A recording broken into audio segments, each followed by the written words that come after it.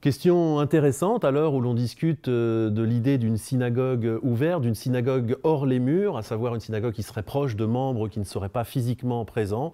qui peut-être sont éloignés géographiquement ou tout simplement sont malades, ne peuvent se déplacer. Bizarrement, les bases de la discussion se situent dans un traité tout à fait éloigné par le sujet, le traité Pesachim, où l'on discute de qu'est-ce qui constitue le minyan, à quel prix, à quelles conditions quelqu'un est-il relié à une action précise, et où il était dicté ce principe qu'une personne qui se situerait au milieu du seuil de la porte et tournée vers l'intérieur de la synagogue serait reliée au minyan, et une personne qui se situerait au milieu de la porte mais tournée vers l'extérieur ne serait pas reliée au minyan. Ce concept est appliqué par d'autres décisionnaires à la prière elle-même, encore qu'il existe des exceptions intéressantes, par exemple le cas de Rabbi Yoshua ben Levi qui discute de la possibilité d'être en dehors de la synagogue et à Rosh Hashanah d'entendre le son du chauffard. Eh bien cette personne accomplirait la mitzvah, ce qui prouve que le judaïsme conçoit des situations au-delà des cloisons et des cloisonnements où l'on peut être physiquement et mentalement relié à une mitzvah. Alors qu'en est-il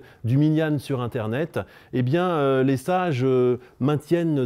les deux principes, la possibilité intéressante, déjà très vivante dans le monde anglo-saxon, de pouvoir effectivement être relié par streaming à des offices, mais en même temps maintiennent cette distinction entre la réalité physique et la réalité virtuelle.